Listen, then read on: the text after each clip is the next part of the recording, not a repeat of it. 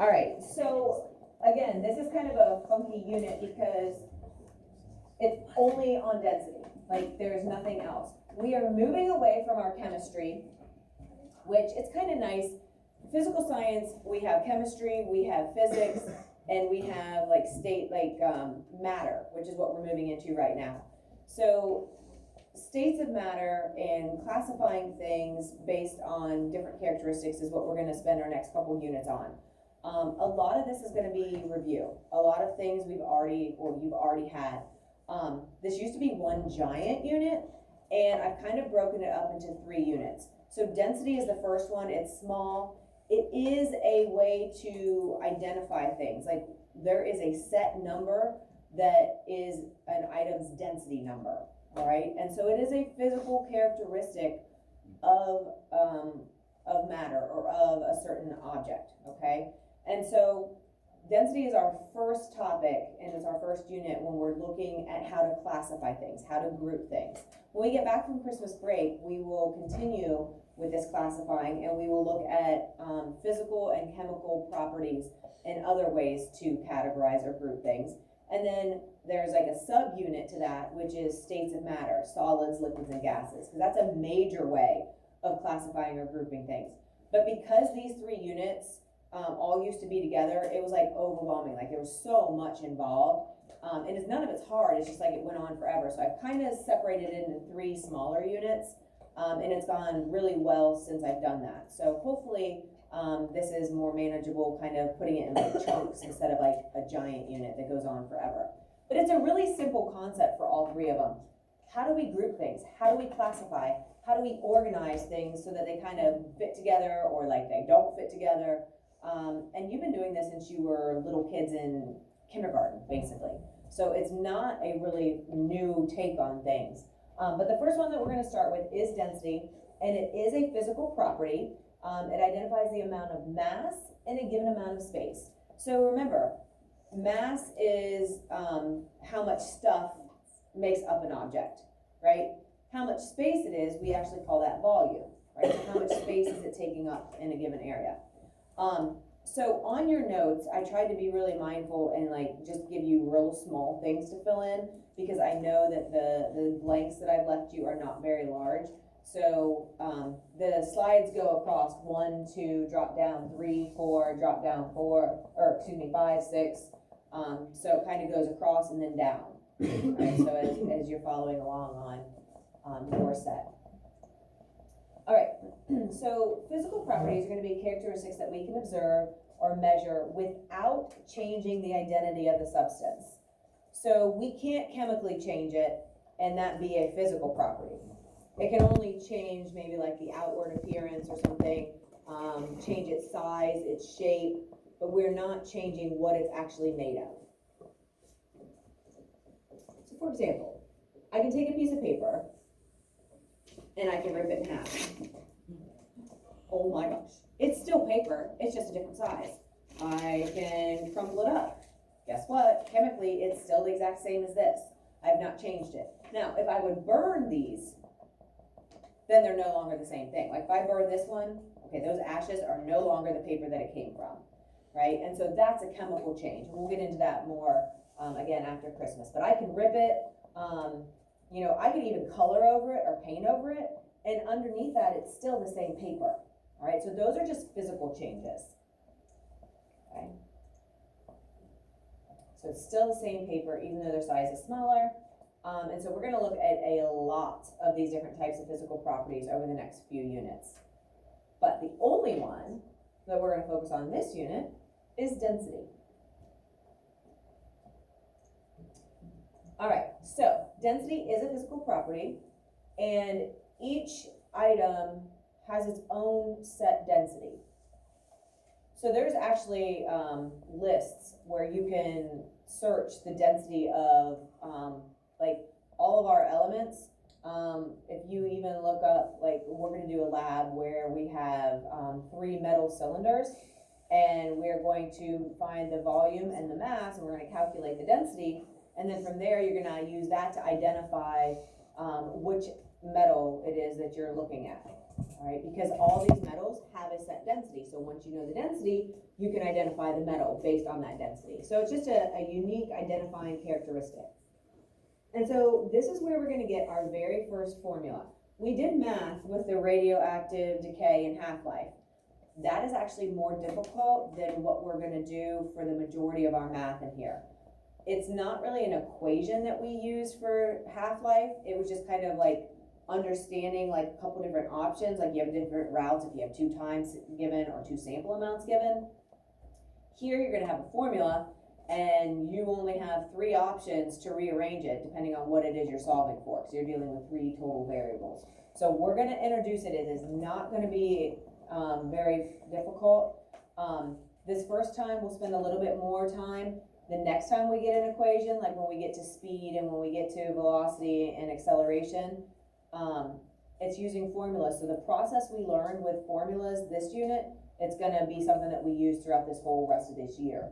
So, and you'll see here, the next time we use it, it gets a little easier, and then the next time we use this formula setup, it gets even easier. And by the end, you're doing it, and we don't even have to really spend much time on it. And so that's always kind of nice to see. But we have very, very set steps to get you where you need to be. And so there's really no guesswork involved. And again, it's one of those skills, follow the process, be able to follow those steps in those directions. Here's our equation. D equals M divided by V, or density equals mass divided by volume. Okay, and so mass, we know, is just what makes up an object, how much material is in that. And then volume is the space that it's taking up.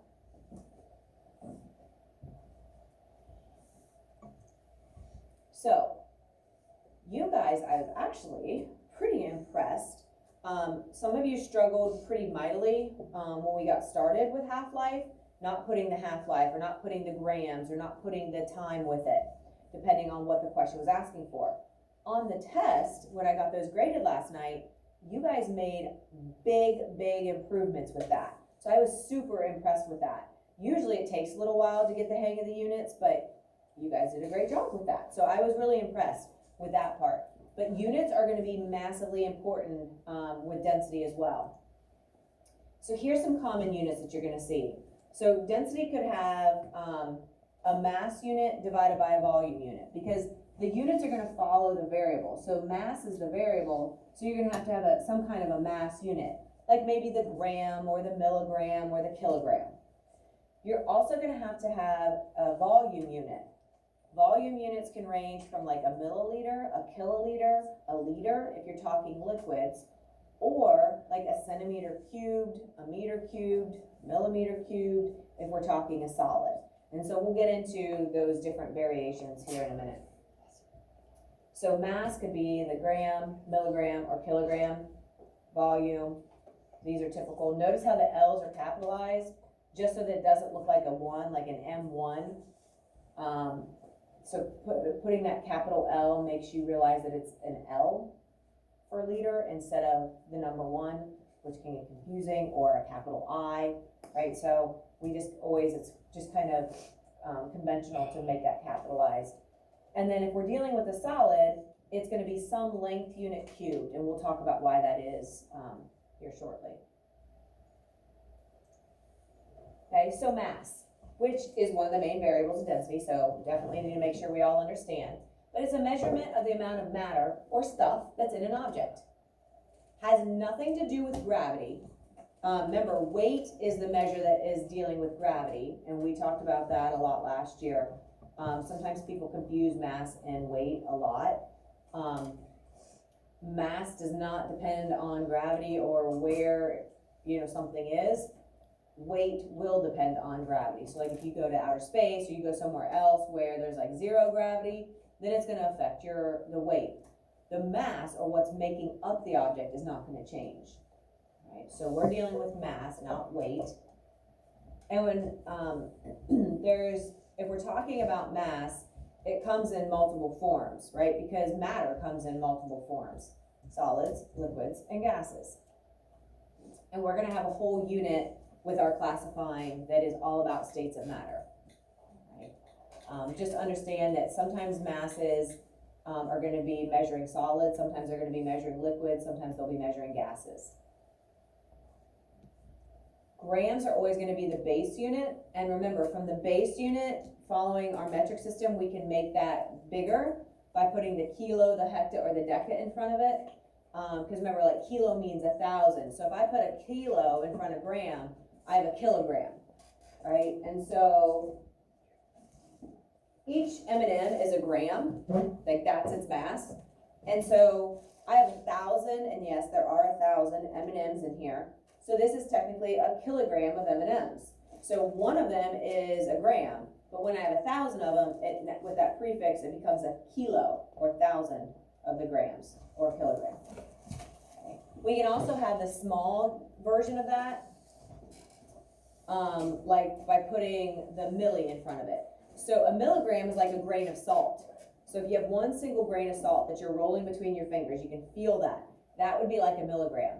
If you, probably all of you have taken some kind of like ibuprofen or Advil or something in your life, or Tylenol, it comes in milligram strength, like 200 milligram. If you would get a prescription from the doctor, like maybe you've had your wisdom teeth out or you've had some kind of minor procedure done, they might send you home with 800 milligram. But that milligram is the amount of the medication in each of those pills, right? And think of it, if you have 200 milligrams, then that's like 200 grains of salt. Like that's the same equivalent of the mass, okay? So you can have the big version of the gram with like putting the kilo in front of it, or you can have the small version by putting the milli, which it'd be like taking this gram and chopping it into 1,000 pieces. One of those equal pieces would be the milligram. Milli means 1,000, kilo means 1,000, right? So it's just a way to make that base unit of our gram the big version or the small version. That all sounds familiar somewhat, right? All right, now volume, the other variable involved with density, is the amount of space that something takes up. And we saw this a lot on the video yesterday. Bill Nye got in that water tank and his volume displaced that water, right? As he got in, the water pushed up because his body was taking up space. It's taking up space where that water used to be occupied, right? And he showed that with a lot of different examples. So we can measure volume for liquids and we can measure volume for solids, and it's actually done in two different ways. All right, so if we're dealing with liquids, a lot of times it's going to be using small amounts with a pipette, and our units would be the milliliter. So this pipette, right, and like just the tip of it is considered a milliliter, right? I have one here pretty quick. So anytime, maybe not. Anytime you're dealing with a small version of something that's liquid, you'll be moving it with a pipette, and the units would probably be the milliliter. So this tip is a milliliter. 1,000th of a liter, which, let's see, let me get my Aquafina bottle.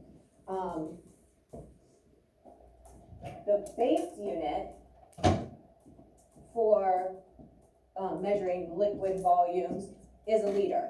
So this is an Aquafina bottle. Aquafina is a, I don't know if it's French, but it's European-based country or company. And so the main way that they measure their volumes are using the metric system, not using gallons or quarts like we do. So if you look at an Aquafina bottle, this is a 1 liter bottle, right? And so, you know, American-based companies usually like our milk, it's in a gallon, right? Not a 2 liter of milk. That'd be weird. So this is a liter. This is a milliliter from my fingers to the tip. So it would take 1,000 of these to fill up this liter bottle. Or taking this liter bottle, chopping it into 1,000 equal pieces would equal the same as the tip of this pipette. Okay, so just to give you some visuals on these. Okay, so that's for liquid. Now, if we're dealing with a solid, there are a lot of things that have regular shapes. So like cones, cylinders, squares, triangles, there are formulas for volume, right? You can look those up, you can use those. It's something that you've probably done in math, right? So when you're talking volume, you're taking the length times the width times the height. That is 3 length units multiplied together. So that's how you end up with this exponent 3, right? It is cubed. So I have something to share. I was kind of, I don't know why nobody ever really explained it or made it clear why it was cubed. I was just really good at memorizing stuff. I'm like, okay, volume is cubed. If you're talking area, which is length times width, those units are always going to be something squared, like a meter squared or a centimeter squared. I just memorized it. Like, I was like, okay, got it. Didn't understand why, never really thought about why. And then one day it hit me. I was like, oh my gosh, it's cubed for volume because it's 3 of them. A length times a width times a height. You're taking a centimeter times a centimeter times a centimeter. Exactly. I was like, why did it take me all this time to realize this? Like, it was a big like aha moment. And then I was kind of mad. I'm like, why didn't somebody explain that? Like, instead of me memorizing it, I would have just been like, okay, yeah, it makes sense. You're multiplying 3 lengths, it's a cube, right? Area is just length times width, which is why its units are just squared. So again, it's one of those things where you make those connections and then it's like, oh, did you know that? You're looking at me kind of like, oh, that makes sense, right? It does. Nobody explained it that way. And so I was like, okay, when we start talking about this, I would want to share that because it's like, dang, I did not put that together like on my own. It took me a while. So I always like to share that so you guys can learn hopefully quicker than I did, because I was much older than you are when I learned it or figured it out. Okay, so because you're multiplying a length times another length times another length, that's how we end up with our cubed units, or to the 3rd power, okay? So anytime you're dealing with a solid, you're gonna have to have an answer that is a length unit cubed. Anytime you're dealing with volume that's in the liquid form, you're gonna be dealing with some version of our liter. Maybe the kiloliter, which would be like 1,000 of these, maybe like the milliliter, which would be like this, which is 1,000th of my liter. Liquids, liters, solids are gonna be cubed, but the liters and liquids both start with L, so that's kind of nice to put that together. Always looking for little cheats and ways to remember that. Here's the other thing that is very, very, very convenient. Like, I don't know how this would work if these things didn't equal each other. If you take 1 milliliter, bam, and I have a 1 by 1 by 1 centimeter cube, the liquid that we would take to fill this milliliter would perfectly fill the 1 by 1 by 1 centimeter cube. Meaning that 1 liquid milliliter is exactly perfectly equal to 1 cubic centimeter, or 1 cc, or 1 centimeter cubed, or 1 centimeter to the 3rd power. All means the same thing. Does anybody here have animals that you maybe give vaccinations or you've had to give a shot to? Okay, on the syringe, there are 2 units. Has anybody ever looked at those? Anybody ever notice? Do you remember what any of them are? No? Okay. You'll always see on one side the milliliter, and on the other, you'll see a cc, cubic centimeter. And so sometimes people are like, oh my gosh, do I give 1 milliliter or do I give 1 cc? Guess what? It's the same thing, which is very convenient, because if it wasn't, again, I don't know how we would do these equivalents. So next time you give a vaccination or you're giving an animal a shot from a syringe, look, they always say milliliter and cc. So take a look at that. And again, if you're dealing with a liquid, you're gonna have some version of the liter. If you're dealing with a solid, the volume will be represented with some length unit, like a meter, a centimeter, kilometer, cubed. And where this becomes really, really helpful is basically what the whole line was showing us yesterday with water displacement, okay? Displacing, dis means like not placing it or switching that up. So it's moving that liquid to a different place.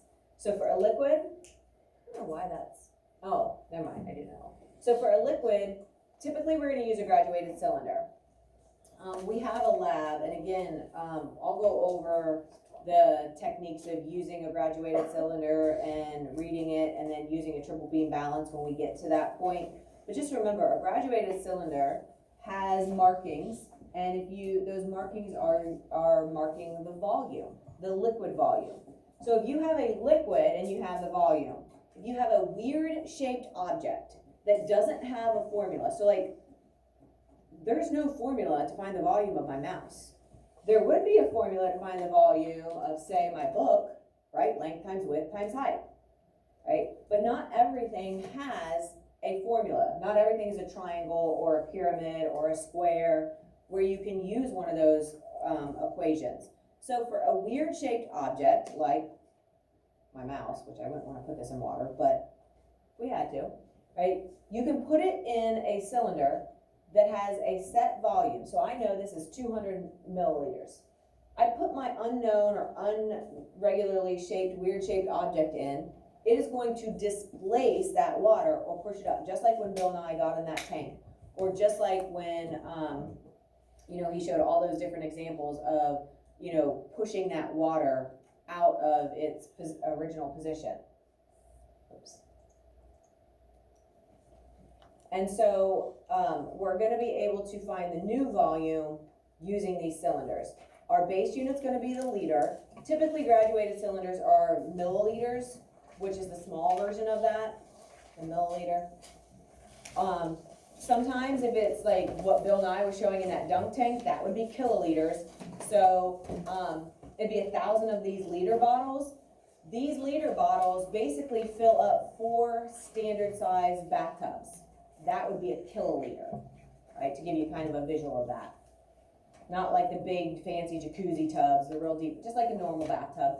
It'd be 4 of those to be a kiloliter, right? And again, capitalize the L so it doesn't look like a number 1 or an I, a capital I or anything like that. And so for solids, most of the time our solids are gonna have if they're regularly shaped, they're gonna have a formula. So length times width times height. Or for a pyramid, 1/2 length times width times height. For a cylinder, pi r squared times the height. These sound somewhat familiar? Good. But again, not everything is a regular shape. So if I'm trying to find the volume of something that's funky, we're not going to be able to use one of these, even if it is a solid. So our base unit's going to be the meter. From there, we can make it the big version by putting, or I guess we'll go small first. Make the small version by putting the milli in front of it. Oh, that should be millimeter, not milliliter. Sorry, on your paper, maybe cross out liter if there's room and put meter here. I need to change that. Millimeter. That M in front of the meter means milli. The K in front of the meter means kilo, or 1,000 of the meters. So meter is our base. This is our meter stick, right? A milli is one of these teensy tiny little spaces, right? And there's 1,000 of those spaces on this meter stick. A kilometer would be 1,000 of these lined up, okay? So this is our base. From there we can get bigger like the kilo, or we can get smaller like the teensy tiny little space, and that is the millimeter. And this is always, for solids, it's always going to be to the 3rd power or cubed. All right, so length times width times height. You multiply that length 3 times, giving you that cube. Okay, so a centimeter times a centimeter times a centimeter, 3 centimeters multiplied together. So not 3 times the cm, but centimeter to the 3rd power. Okay, so when you have an irregularly shaped object, we can use the relationship between the 1 milliliter and the 1 cubic centimeter to help figure it out, because there's no formula for that funky shaped rock. I can't look up a weird rock and find a volume formula. If I look up the formula for a rectangle, okay, well then it'll be length times width times height. But if there isn't a formula for the object that you're trying to measure, you can use this water displacement idea. So to find, the first thing you have to do is find the volume of the water, right? That's the original,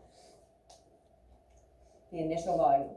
Then, so once you have the volume and you have that recorded, then you place your weird object in and it raises the volume up. The change was caused by that object that you put in, right? So, if you find the final volume and you subtract it from the initial volume, the change or the difference is going to be for the object that you put in. It was that rock caused that change.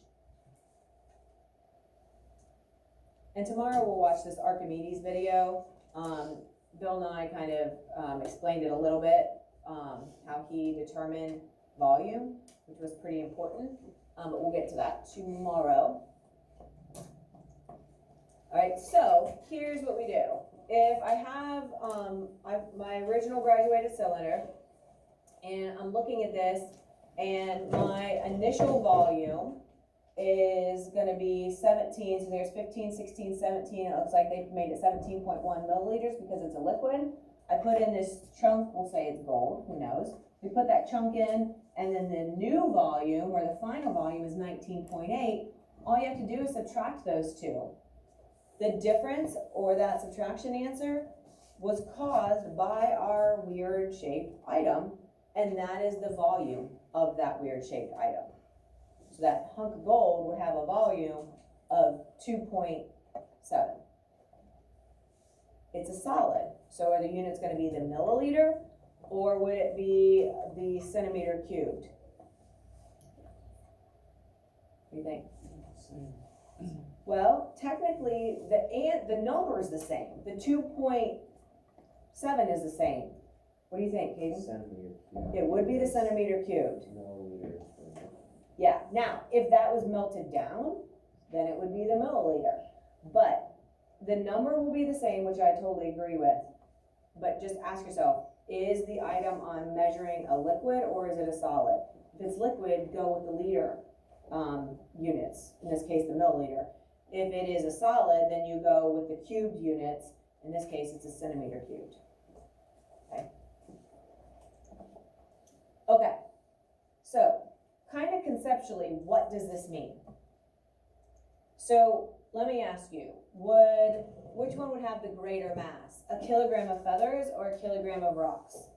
Raise your hand if you think a kilogram of feathers would have more mass.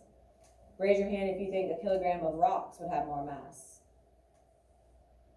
Raise your hand if you think they would be the same. I didn't trick a single person. Man, you guys are good.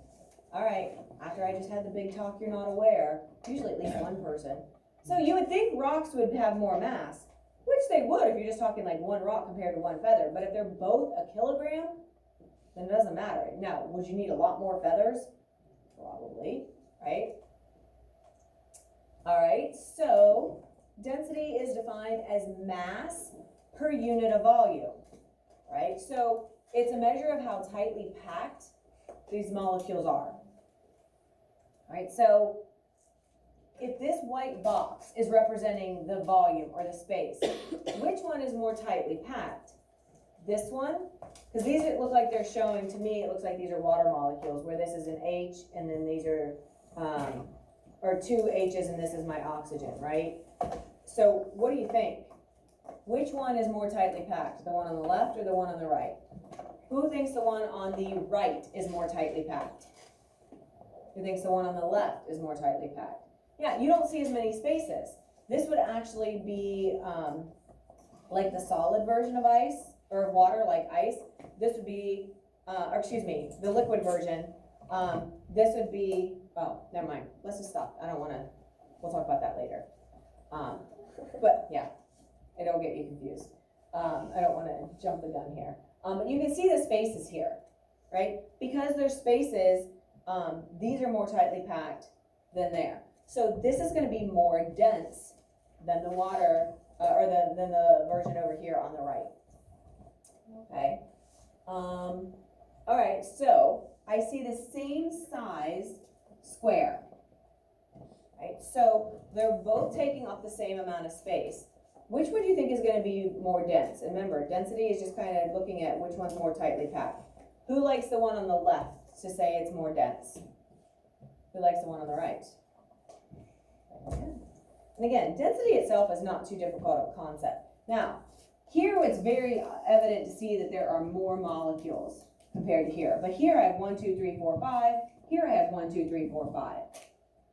So it looks to me like equal masses, but different volumes. This is smaller than this one. Which one is more dense? The one on the left or the one on the right? Good. So here the volumes were the same, the masses were different. Here the masses were the same, but the volume was different. And so those are the two variables that are going to influence density.